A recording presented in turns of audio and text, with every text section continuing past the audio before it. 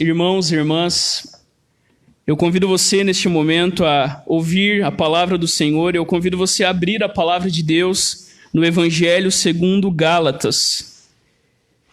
O Evangelho segundo Gálatas, capítulo 2, versículo 34 até o 38, a parte A. Nós íamos caminhar até o 41, mas a partir da parte B, do versículo 38, eu acho que é um assunto muito importante que fala sobre o batismo cristão. E enquanto eu preparava o sermão essa semana, eu penso que seria melhor a gente, domingo que vem, trabalhar os versículos 38, 39, 40 e 41, e nós vamos falar sobre essa coisa tão importante que é o batismo cristão. Mas hoje o tema do nosso sermão é corações rasgados. E nós vamos ver na palavra de Deus como o Senhor é aquele, queridos irmãos e irmãs, que perfura os corações mais duros com a sua palavra. Atos capítulo 2, a partir do versículo 34, a palavra de Deus nos diz assim: ouça com fé a palavra de Deus segundo o Evangelho de Atos capítulo 2, do 34 até o 38. A palavra de Deus diz assim: porque Davi não subiu aos céus, mas ele mesmo afirma: disse o Senhor ao meu Senhor, sente-se à minha direita, até que eu ponha os seus inimigos por estrado dos seus pés. Portanto, toda a casa de Israel esteja absolutamente certa de que este Jesus que vocês crucificaram, Deus o fez Senhor e Cristo. Quando ouviram isso, ficaram muito comovidos e perguntaram a Pedro e aos demais apóstolos: que faremos, irmãos? Pedro respondeu: arrependam-se. Feche seus olhos. Senhor, nós estamos diante da tua palavra. E nós te pedimos nessa noite que o Senhor fale aos nossos corações e que o Senhor venha realmente, Deus, rasgar, perfurar corações nessa noite. Porque nós aprendemos na tua palavra, Deus, que quando nós somos humilhados e feridos, é que nós somos salvos e curados. Por isso, nessa noite, humilha-nos diante do Senhor e fere o nosso coração, para que o nosso amor por ti seja mais profundo e sincero. É a nossa oração, em nome de Jesus. Amém. Queridos, o tema do nosso sermão nessa noite é corações rasgados. E nós veremos duas verdades, mas antes de entrarmos no texto, eu queria compartilhar com os irmãos um livro muito conhecido, que é um clássico da fé cristã, chamado As Confissões de Santo Agostinho. E neste livro, Agostinho de Hipona, ele escreve em determinado momento, ele diz o seguinte: a minha consciência, Senhor, não duvida, antes tem certeza de que te amo. Feriste o meu coração com a tua palavra, desde então te amei. Se você ler as Confissões de Agostinho, você vai ver um homem que está confessando-se diante do Senhor. Agostinho, depois, queridos irmãos e irmãs, de gastar a sua vida buscando prazer e satisfação em tantas coisas, quando ele ouve a palavra de Deus, ele é ferido por essa palavra, e por causa desse ferimento, ele também passa a amar o Senhor. O nosso texto, nessa noite, fala sobre ter o coração ferido, o coração perfurado, o coração rasgado pela palavra de Deus. E, queridos irmãos, em A Viagem do Peregrino da Alvorada, C.S. Lewis retrata de maneira profunda como esse ferimento acontece. As crianças e os mais novos que estão aqui conosco, preste atenção nessa história. É a história, crianças e os irmãos que estão aqui, de um jovem, de uma criança mimada chamada Eustáquio. O jovem mimado Eustáquio que é transformado em um dragão. E nessa história, em um momento quando Eustáquio ele é transformado em dragão, Eustáquio ele começa a compartilhar a sua dor. A dor de não poder mais ser menino, a dor que ele queria voltar a ser criança e agora não podia, porque agora ele era um dragão, preso ali com medo, sem saber como ele voltaria a ser criança. Eustáquio compartilha conosco o seguinte: não vou contar como virei dragão, mas vou dizer-lhes como deixei de ser dragão. O leão me disse para tirar a roupa primeiro. Ia responder que não tinha roupa, quando me lembrei que os dragões são de certo modo parecidos com as serpentes, e estas largam a pele. Sem dúvida alguma, é o que ele quer dizer, pensei. Assim, comecei a esfregar-me e as escamas começaram a cair de todos os lados. Raspei ainda mais fundo e, em vez de caírem as escamas, começou a cair a pele toda, inteirinha, como depois de uma doença ou como a casca de uma banana. Num minuto ou dois, fiquei sem pele. Estava lá no chão meio repugnante. Era uma sensação maravilhosa. Comecei a descer a fonte para o banho. Quando, enfiando os pés na água, vi que estavam rugosos e cheios de escamas como antes. Está bem, pensei. Estou vendo que descolou e saiu. Deixei então de lado o outro e desci de novo para o banho. E aí aconteceu exatamente a mesma coisa e pensava: Deus do céu, quantas peles terei de despir? Como estava louco para molhar a pata, esfreguei-me pela terceira vez e tirei uma terceira pele.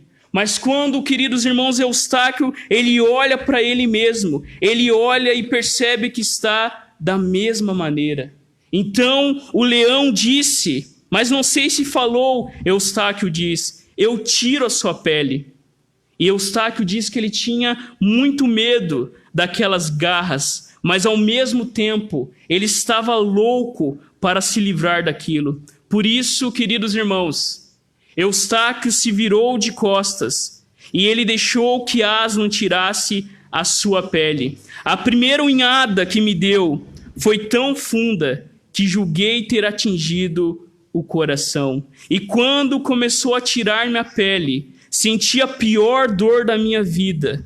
A única coisa, diz Eustáquio, que me fazia aguentar era o prazer de sentir que me tirava a pele. É como quem tira o espinho de um lugar dolorido. Dói para valer, mas é bom ver o espinho sair. Essa história, queridos irmãos e irmãs, de Eustáquio, revela que nós matamos o Senhor e o Salvador, mas Ele oferece perdão a todos aqueles que se arrependem. E nós veremos, querido, nesse texto, o alerta de Jesus através de Lucas, o mesmo que escreve o livro de Atos. Jesus disse: se vocês não se arrependerem, todos vocês também perecerão. E nas palavras de um pastor antigo, Thomas Watson, ele diz uma coisa, ele diz o seguinte: uma ou outra coisa terá que acontecer. Preste atenção nisso.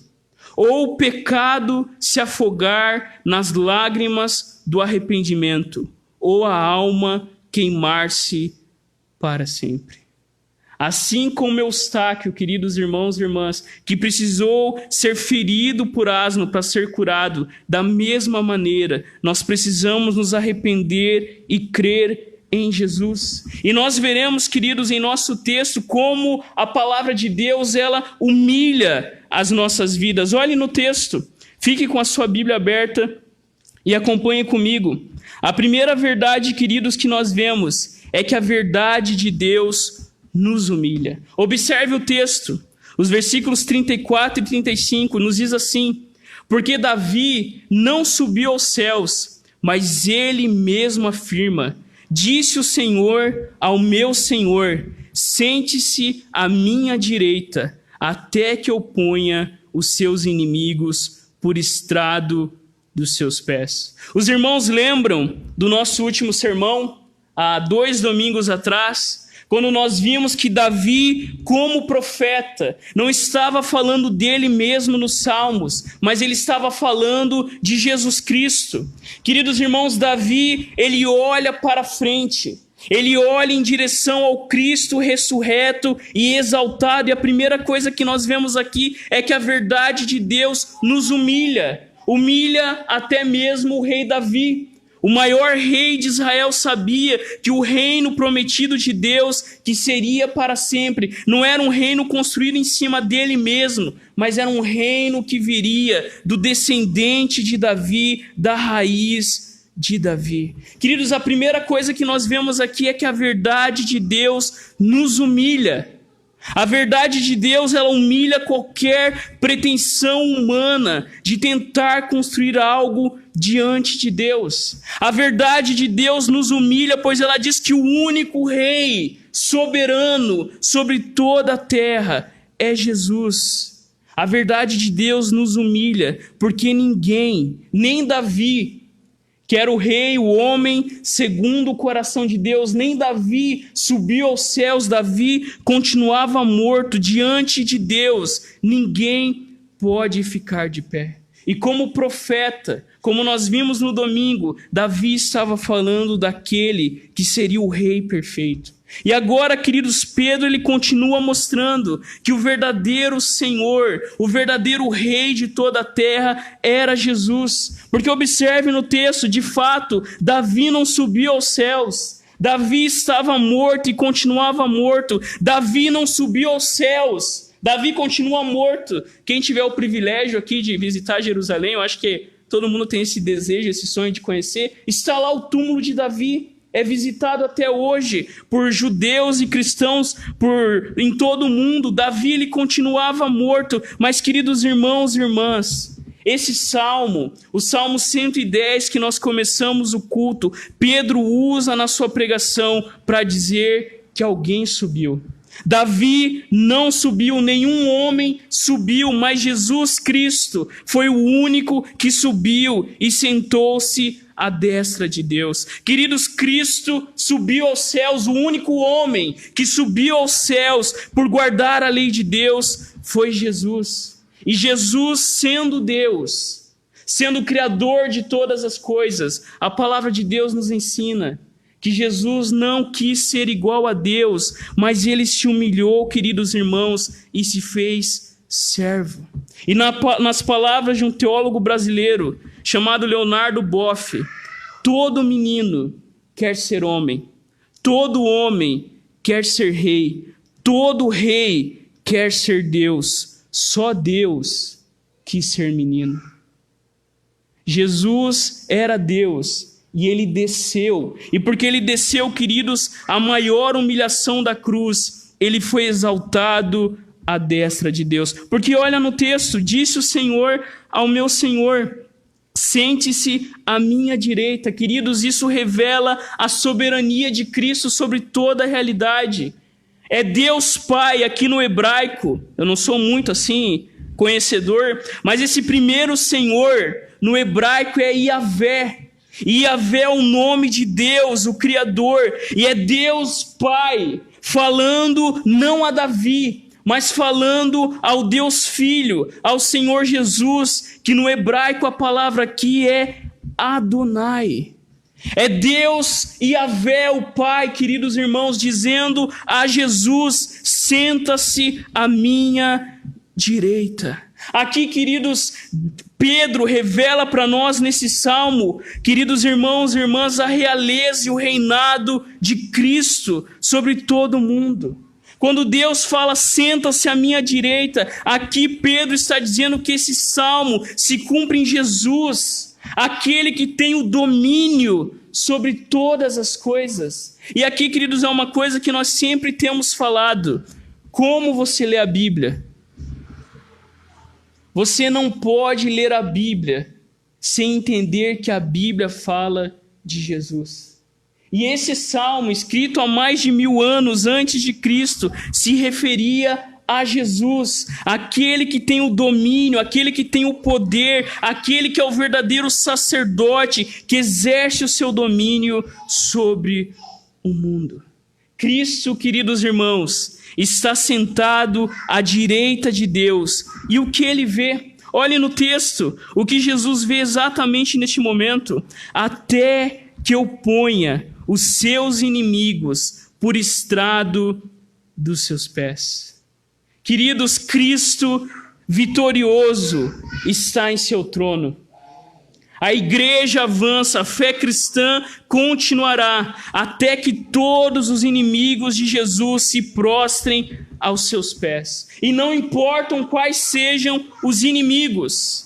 Não importam, queridos, se esses inimigos são demônios, são homens, são impérios, são ideologias, são pandemias, são governos, são perseguições. Não importa, nenhuma oposição prevalecerá contra Jesus, porque ele está sentado à direita de Deus, é ele que domina sobre o trono do universo. O Cristo vitorioso está em seu trono. Por isso, queridos, a palavra de Deus nos revela esta verdade, que todo mundo se voltará para o Senhor, que os confins da terra se lembrarão do Senhor e se converterão diante dele. Todas as famílias da terra vão adorar o Senhor, pois dele é o reino, é ele quem governa sobre as nações.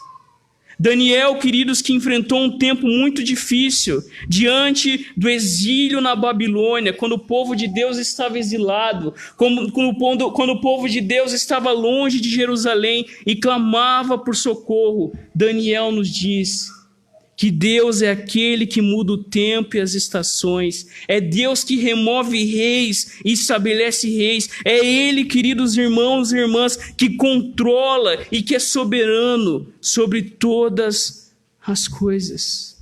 Agindo Deus, quem impedirá? Quem que pode impedir o agir de Deus? Quem que pode impedir a vontade de Deus? Queridos irmãos, Deus, ele está sentado no seu trono e todos os homens e mulheres nascem, eu e você, preste atenção nisso, nós nascemos naturalmente nos opondo a esse rei. Todos os homens e mulheres, sem exceção, não há neutralidade aqui, todos nós nascemos conspirando contra o reinado de Deus sobre todas as coisas. Você sabia disso? Todos nós nascemos naturalmente mortos em nossos delitos e pecados. Todos nós, queridos irmãos e irmãs, nos rebelamos contra Deus. Todos nós. Um dia nós também éramos inimigos de Deus. Um dia nós também, queridos irmãos, desobedecíamos o Senhor de forma deliberada. E o que nós vemos? Nós vemos a criação obedecendo a Deus. Todo dia o sol nasce. Todo dia a lua, ela obedece a Deus e vai embora. Todo dia os pássaros cantam, mas os seres humanos, a obra-prima da criação, são rebeldes. Por isso, queridos, Deus humilha os homens.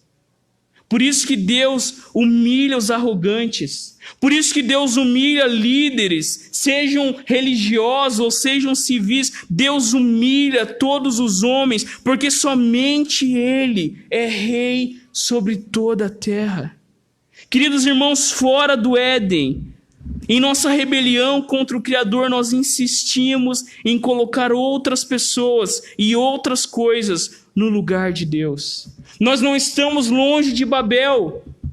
A gente acha, as crianças que já ouviram essa história da Torre de Babel, aqueles homens que iriam chegar até o céu, a gente acha que essa história está no passado, mas não. Ainda hoje, homens e mulheres tentam construir uma torre para tirar Deus do trono, mas o que Deus está fazendo, queridas?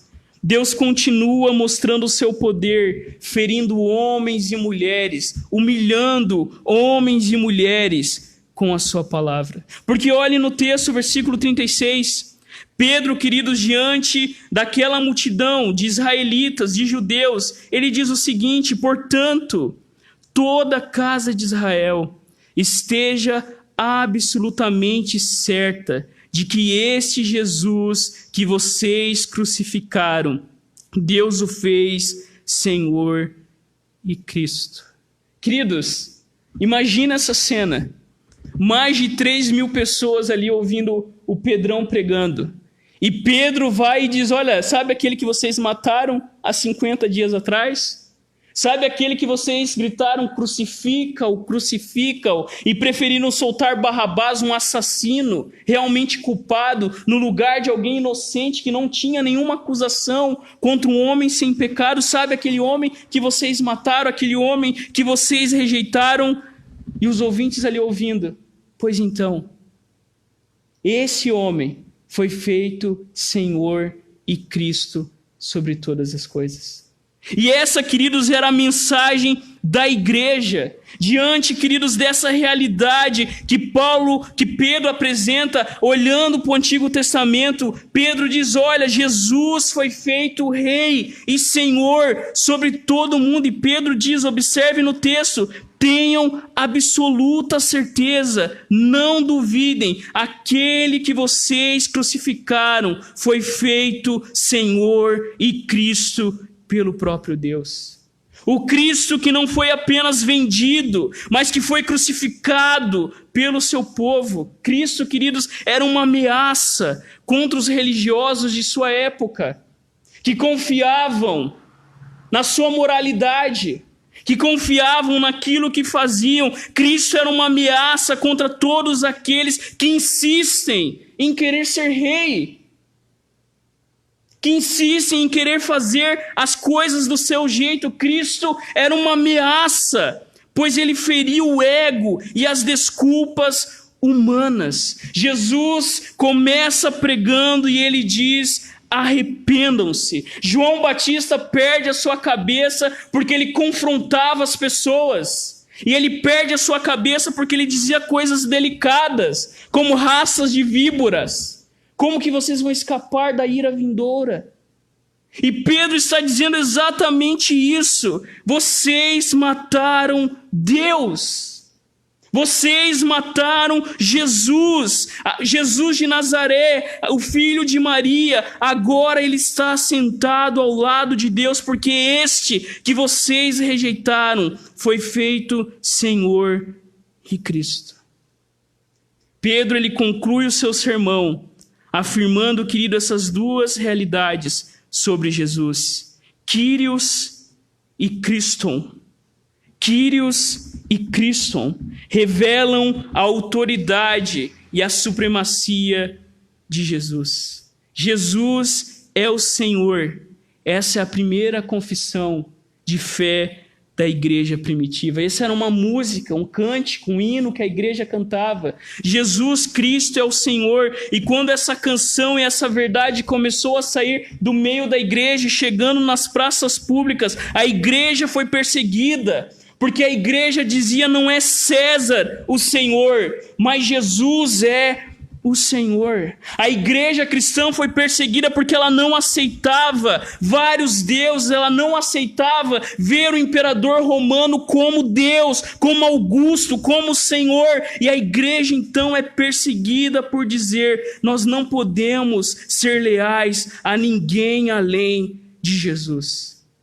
Não que a igreja era anarquista, não que a igreja não deveria obedecer o imperador, mas essa confissão dizia, queridos irmãos e irmãs, nós só podemos ser leais de verdade a uma pessoa, aquele que morreu na cruz e foi feito Senhor sobre todas as coisas. Só a Jesus nós devemos lealdade, nós não devemos lealdade a mais ninguém a não ser Jesus.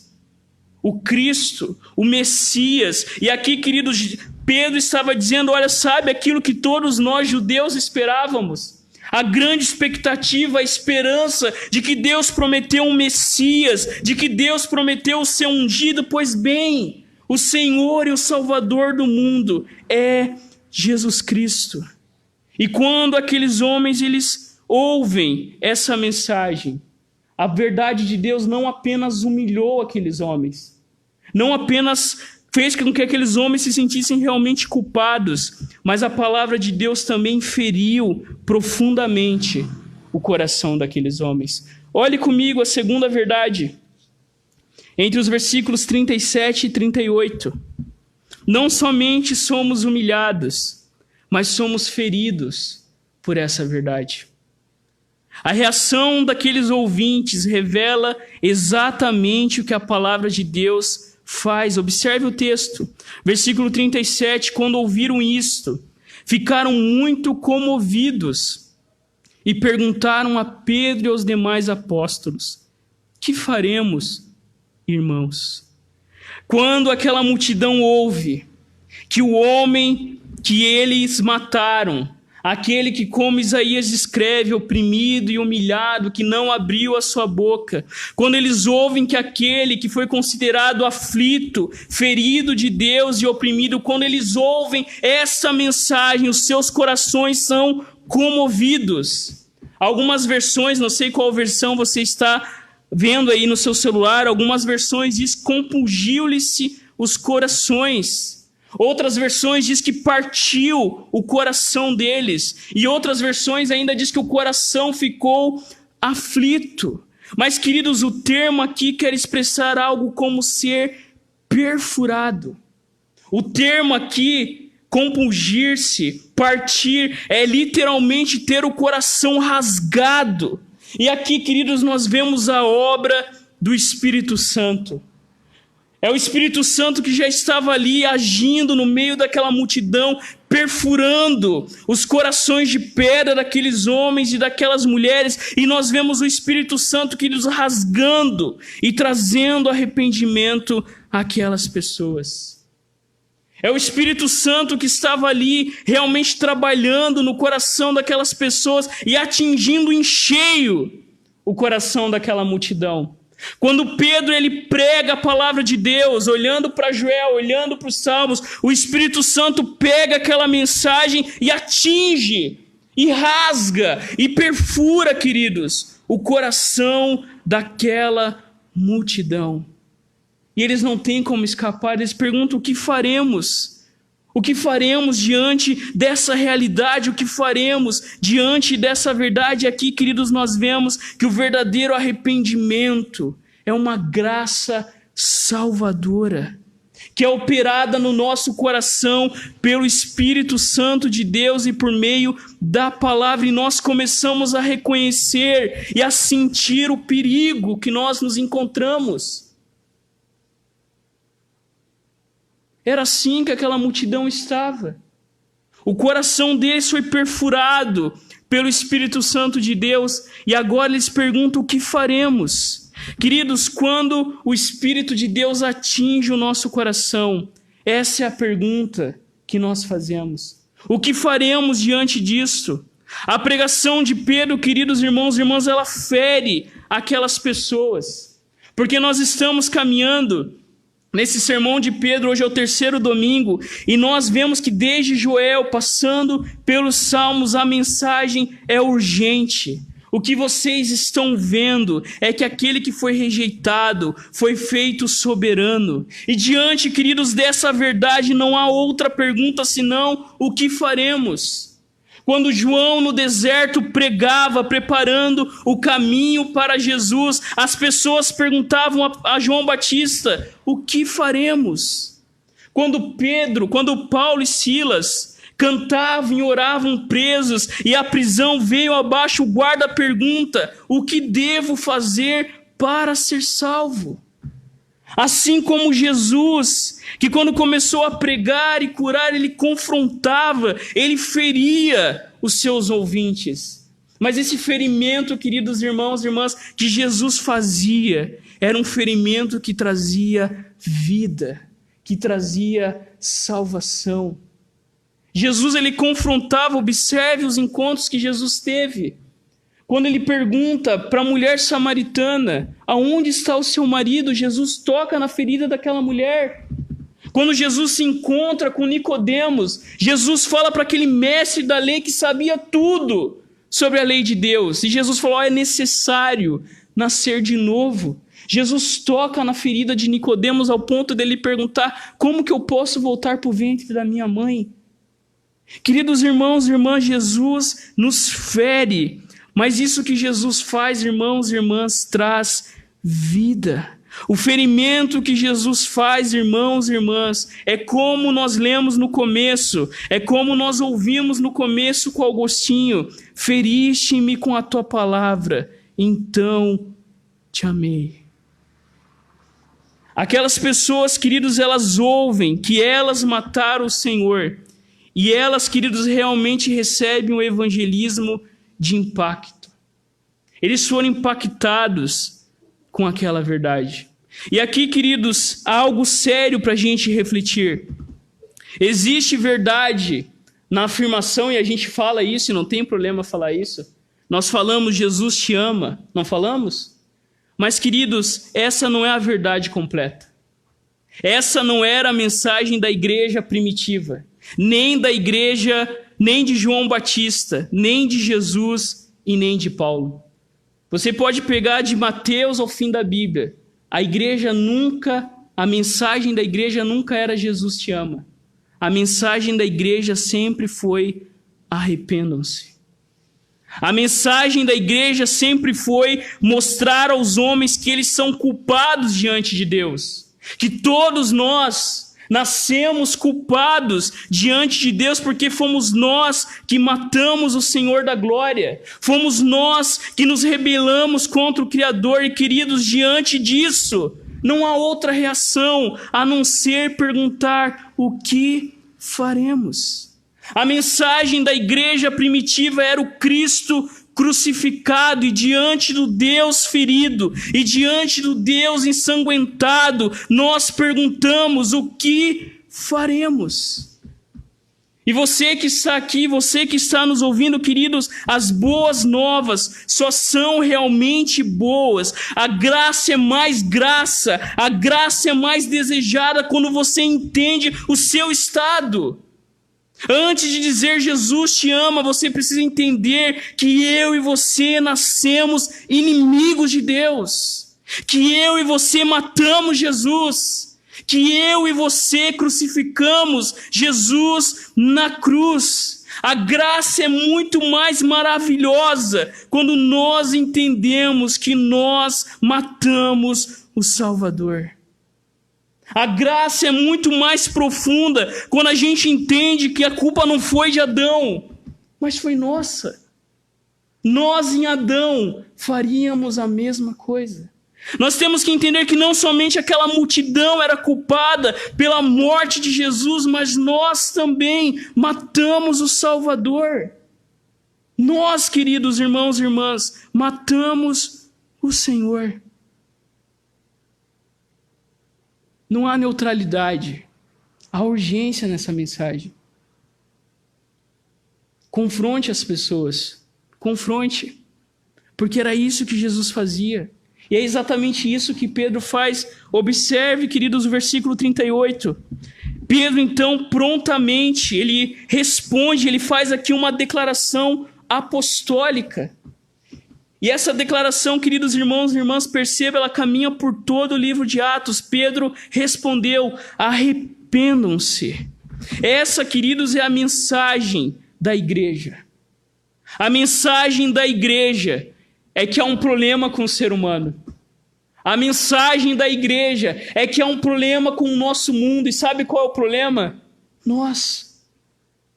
Chesterton, leia Chesterton, pesquisa lá na internet. Chesterton é um teólogo, um filósofo, um filósofo, que defendeu a fé cristã muito bem diante de vários ateus do século passado. E o jornal mandou uma pergunta para vários intelectuais. E Chesterton era um desses intelectuais. E o jornal perguntava o seguinte: qual é o problema do mundo? E Chesterton, que tem um humor assim muito engraçado, quem lê os livros dele vai perceber isso, ele respondeu de forma sucinta: eu, atenciosamente, Chesterton. O problema do mundo não são os outros. O problema do mundo somos nós.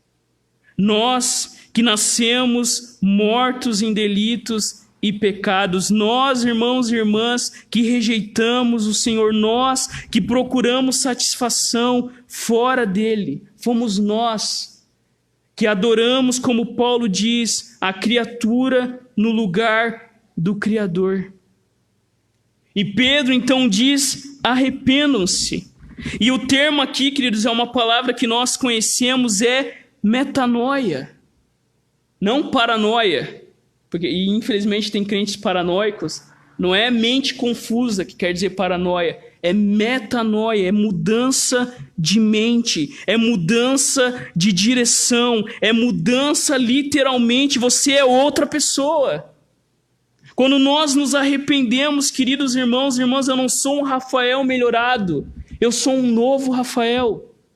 Deus começa cada vez mais a matar em mim os meus pecados e cada vez mais me conformar à imagem de Jesus. De maneira imperativa é isso que Pedro diz: arrependam-se. E queridos, o Evangelho nos fere. O Evangelho nos diz que nós devemos nos arrepender. O Evangelho diz, queridos irmãos, que o arrependimento que conduz à vida é essa graça salvadora operada no coração do pecador pelo Espírito Santo e pela palavra de Deus. E quando nós somos atingidos, eu pergunto para você, você já se arrependeu dos seus pecados? Você já teve consciência de que foi você que matou Jesus? Você já teve consciência disso? De que você não é a cereja do bolo, de que você não foi criado para viver os seus sonhos, de que você não foi criado para viver a vida da sua maneira. Por isso que Pedro diz: arrependam-se dos seus pecados, reconheçam o perigo que vocês correm. Queridos, a mensagem de Deus ao mundo é a mensagem de arrependimento. Essa é uma mensagem urgente. Pedro, queridos, ele dispara o alarme. Aquelas pessoas foram responsabilizadas pela morte de Jesus. A verdade é que somos culpados. Nós, queridos, rejeitamos o Senhor, nós quebramos a aliança. E por isso que eu quis deixar para falar do batismo semana que vem, porque existe uma teologia da nossa igreja que a gente precisa restaurar, que é a teologia da aliança. Deus se revela conosco por meio de alianças. Você sabia disso? Deus não se revela com os homens da forma que a gente imagina. Desde a criação, Deus fez alianças com Adão, com Noé, com Abraão, com Moisés, com Davi, e nós estamos sobre a nova aliança em Jesus. Por isso, queridos, que nós batizamos as nossas crianças, porque Deus se revela por meio da aliança. E nós batizamos as crianças porque é o grito da graça. Nós batizamos as crianças exatamente para mostrar como o evangelho funciona. A pequena Duda ali, ela já tem consciência, já tem 8 anos. Mas pega o mais pequenininho lá, o Hugo, tem 2 anos. 3 aninhos. Nós batizamos o Hugo porque Deus, queridos irmãos, sela o Hugo. Antes do Hugo dizer, eu quero Jesus, Deus já falou, eu quero o Hugo. E pela fé, nós declaramos isso. E quando eu vou conversar com o batismo sobre algumas pessoas, as pessoas dizem, eu não vou batizar meu filho. Vou esperar ele crescer, ele que tem que decidir. Você não entendeu a graça. Você não entendeu como Deus se revela conosco. É no batismo, queridos irmãos e irmãs, e nós vamos ver isso semana que vem, mas aqui Pedro faz essa declaração: se arrependam. O imperativo para nós nessa noite, queridos irmãos, é nos arrependermos. Sabe aquilo que você precisa mudar e você acha todas as desculpas? Não é assim? Queridos, a gente é um ser que encontra desculpa para tudo. A gente tem resposta para tudo. Mas a resposta de Deus nessa noite é: arrependam-se. Pedro prega diante daquelas pessoas. E Pedro, queridos irmãos e irmãs, dá uma ordem: arrependam-se. E como, queridos irmãos e irmãs, o pastor Sproul escreveu, o arrependimento genuíno é provocado quando as desculpas e as racionalizações se vão, a arrogância é silenciada e nós dizemos: ó Deus, meu Deus, o que foi que eu te fiz? que nessa noite você possa, como essa multidão, dizer: o que faremos? E a ordem bíblica é: arrependam-se. Chegue diante de Deus e diga: ó Deus, meu Deus, o que foi que eu fiz? E nós continuaremos semana que vem, e veremos como Jesus é aquele que nos oferece perdão e nos faz ser parte da família de Deus, nos juntando à sua igreja. Queridos, 4 aplicações para a nossa vida. Não sei se o Leandro consegue lá, o Leandro está ajudando a gente hoje com o Hugo. Mas 4 aplicações para a sua vida e para a minha vida. Queridos, a quem o seu coração pertence? A quem você é leal? Quando você vai dormir, com que você fica ali pensando e matutando? Quando você acorda, quem que é o primeiro pensamento que vem na sua cabeça? É o dinheiro? É o poder? É o sucesso? É a fama? É o status? É a sua autonomia? É o seu desempenho? É a aceitação dos outros? Queridos, quem é o seu Senhor? Jesus subiu aos céus para nos humilhar e entender que as alegrias imperfeitas deste mundo jamais satisfarão o coração humano. Não endeusa, a gente desde fora do Éden, a gente endeusa as coisas, o trabalho, os bens materiais, nem a família. Tem gente que posta lá: a minha vida é os meus filhos. Não. A minha vida é isso. Não, queridos. Não endeuse essas coisas, porque isso é idolatria. Ame a Deus. Perceba que somente Ele é o Senhor, então todas essas coisas serão amadas da maneira correta. Aonde você busca proteção? Nós aprendemos nessa noite: busque no nosso Rei e Sacerdote, como nós vimos no Salmo 110. Uma segunda aplicação, queridos, como você vê o mundo? E nós estamos vivendo essa pandemia aí, e a gente está vivendo meio que um trailer de como que vai ser. Queridos, o mundo vai piorar. Vai piorar. Nós enfrentaremos mais convulsões em todos os âmbitos da realidade. Jesus falou: olha, o negócio vai ficar feio, mas ainda não é o fim. O negócio vai apertar, queridos, grandemente. Jesus fala: olha, coisas terríveis vão acontecer, vocês serão perseguidos. Alguns irmãos já sentem na pele isso em países que o cristianismo é proibido. Mas qual que é a nossa esperança? Jesus colocou e colocará todos os seus inimigos por estrado dos seus pés. Queridos, essa é a visão que você precisa ter do seu Senhor. E isso vale para os nossos problemas, como pagar uma conta amanhã, como, por exemplo, perder o emprego, enfrentar uma doença, lidar com a morte, ou em níveis cósmicos, como governos, ideologias, filosofias em oposição ao Evangelho. Cristo já venceu e com Ele todos nós venceremos. Diante dessa pandemia, não se desespere, mas viva, queridos irmãos e irmãs, com a certeza de que o Senhor é o Deus deste mundo, por isso viva com esperança. Uma terceira aplicação: você já foi ferido pela palavra de Deus? Você já foi perfurado no seu orgulho de tentar sempre se justificar, de tentar sempre se basear no seu desempenho? E o Catecismo Maior de Westminster, na pergunta 55, ela pergunta: como a palavra se torna eficaz para a salvação? E olhe bem, ouça a resposta: o Espírito de Deus torna a leitura, e especialmente a pregação da palavra, um meio eficaz para iluminar, convencer e humilhar os pecadores, para lhes tirar toda a confiança em si mesmo e os atrair a Cristo. Quando você ouve a palavra de Deus, é isso aqui que tem que acontecer. Perder todas as esperanças em si mesmo e ser atraído a Cristo. Uma quarta aplicação, queridos: mais arrependimento e menos desculpa. E o Catecismo Maior de Westminster, na pergunta 153, nos pergunta: que exige Deus de nós para que possamos escapar à sua ira e maldição, em quem corremos pela transgressão da lei? E qual que é a resposta? É a resposta que nós ouvimos nessa noite. Para escaparmos à ira e à maldição de Deus, nós devemos, queridos irmãos e irmãs, nos arrepender para com Deus e ter fé em nosso Senhor Jesus Cristo. O remédio adequado se encontra na confissão e no arrependimento. Eu peço para o Leandro colocar essa última imagem. Lembre-se de Eustáquio. Queridos, o arrependimento é purificador. A verdade de Deus, ela dói. Ela fere a alma, como disse Crisóstomo. Mas quando ela fere, queridos irmãos e irmãs, ela faz com que a nossa alma escape da morte e a gente passe a amar a Deus como nunca a gente foi capaz de amar.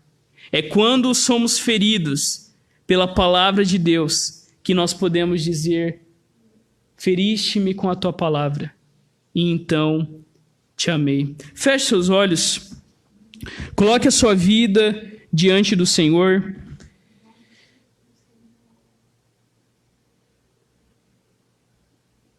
Deus é aquele que nos humilha, Deus é aquele que nos fere. Mas, queridos, o ferimento, a tristeza que vem de Deus, é a tristeza que dá alegria.